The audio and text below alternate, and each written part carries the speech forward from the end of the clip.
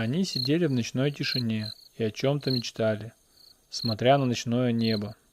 Брат и сестра, Дэн и Сара.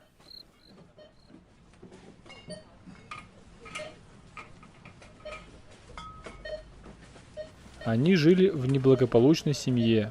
Мать работала с утра до вечера и, уставшая, приходя домой, орала на всех, иногда даже без повода. А отец весь день смотрел футбол и делал вид, что ищет работу. Каждый день ближе к 7 вечера Дэн и Сара уже были готовы к крикам и унижениям. Они прятались у себя в комнате, но иногда безуспешно. И однажды, когда они сидели под столом и ждали ежедневной взбучки, зашли оба родителя. Они были немного странными, не как обычно. Но потом все прояснилось. Мать сказала, что Дэн и Сара должны отправиться в деревню к бабушке. Они очень удивились, так как в первый раз слышат, что у них есть бабушка. До этого мать про нее не рассказывала, но сказать против они ничего не могли. Пришлось собрать вещи и ехать.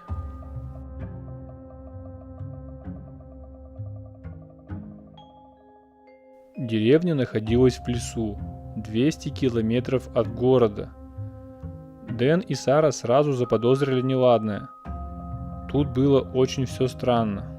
На улице никого не было. Повсюду висели объявления о пропаже кошек и собак.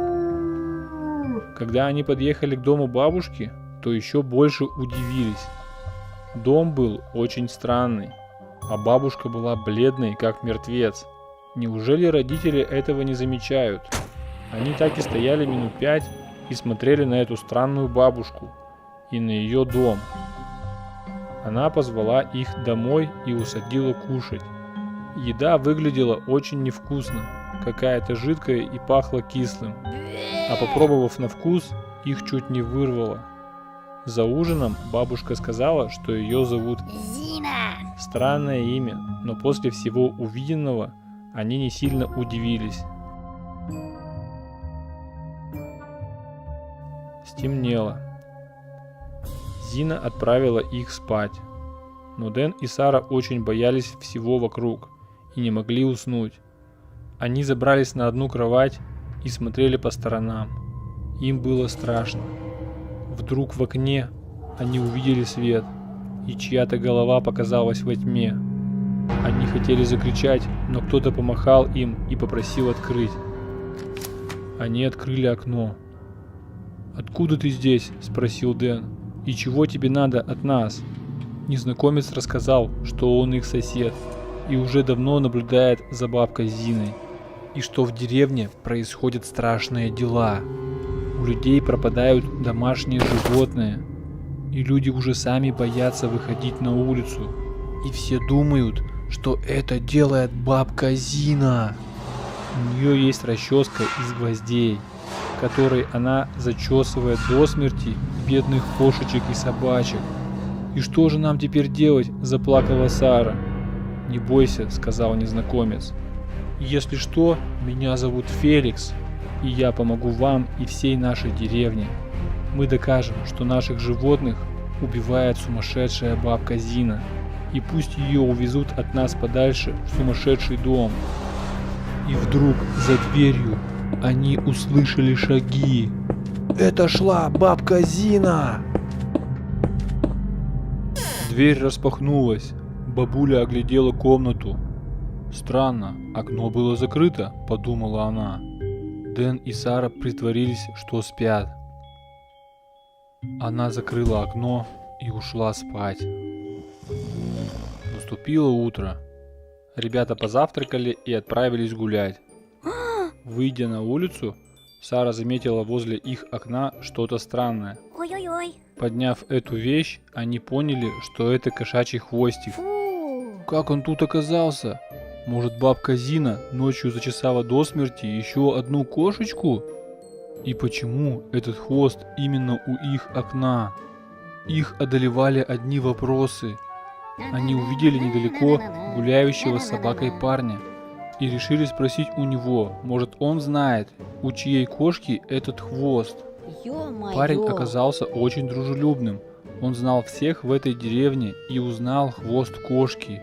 «Это хвост у моей соседки. Кошка пропала еще месяц назад», — сказал он. Okay. Ребята отправились к этой женщине. Thank you. Увидев хвост своей любимой кошечки, женщина расплакалась.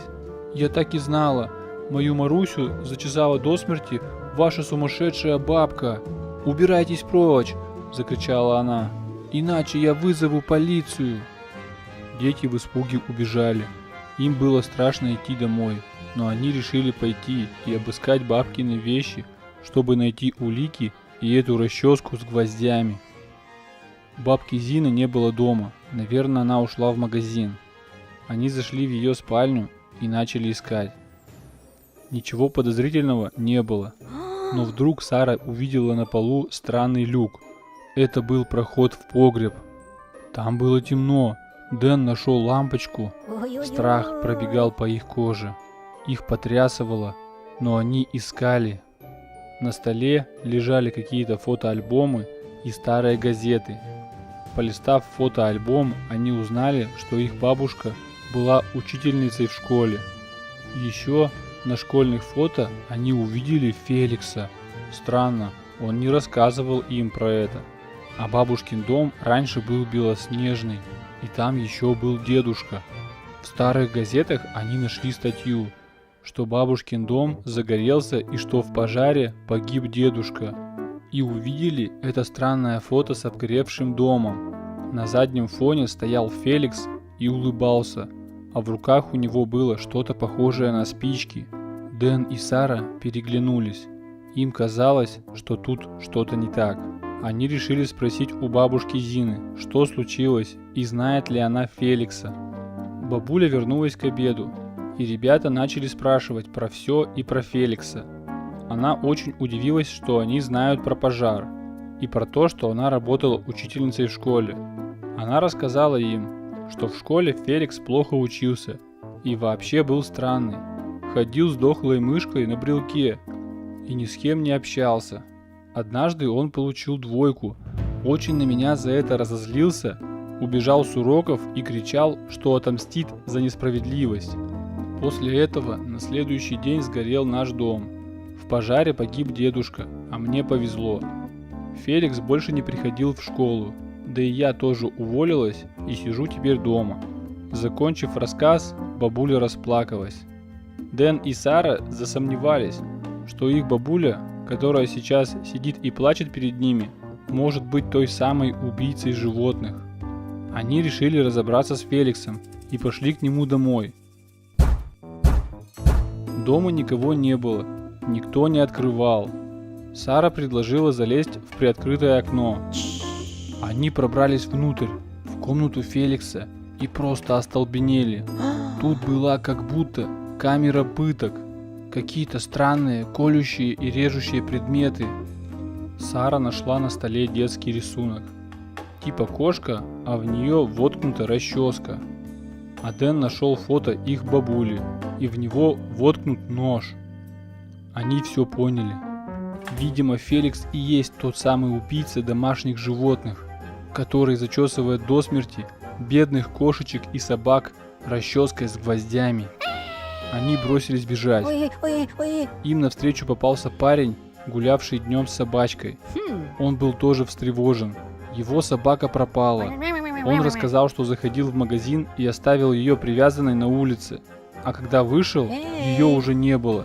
А ребята рассказали ему, что они догадались, кто убивает всех домашних животных. Это Феликс. И скорее всего, он украл твою собачку. И что это он поджег дом бабули из-за двойки. Парень сказал, что часто видел Феликса в направлении опушки леса. Он каждый вечер ходит туда вроде жечь костер. Они вместе побежали в лес. Может, им удастся спасти эту собачку и поймать Феликса. Втроем было не так страшно, но когда они зашли в темный лес, то храбрость их покинула. Стало очень страшно. Ведь, наверное, у Феликса есть с собой эта расческа с гвоздями. Они шли по лесу, как вдруг сзади послышался треск и грохот. Ребята оглянулись, но этого парня не было. Подойдя поближе, нет. они увидели, что он упал в яму с кольями. Наверное, это Феликс поставил ловушки. Они испугались и не знали, что делать. Но вдруг недалеко показался огонек. Это был костер. Подойдя поближе, они увидели Феликса. Он зачесывал той самой расческой с гвоздями украденную у магазина собачку. У ребят было преимущество. Феликс не заметил их. Дэн нашел большую палку, и они решили напасть на Феликса первыми. Обойдя сзади, Дэн ударил его палкой по голове, а Сара прыгнула на него и не давала встать. Дэн подобрал веревки, которыми Феликс завязывал животных, и они связали его. Спросив, почему он все это делал и почему он был такой странный в школе, Феликс им признался. Оказывается, мать Феликса постоянно избивала его, когда он был маленький, Мама, и не царапала надо. ему спину Плохой той мальчик. самой Плохо себя расческой. ведешь. И поэтому у него образовалась детская травма, и он стал таким. Приехала полиция и скорая.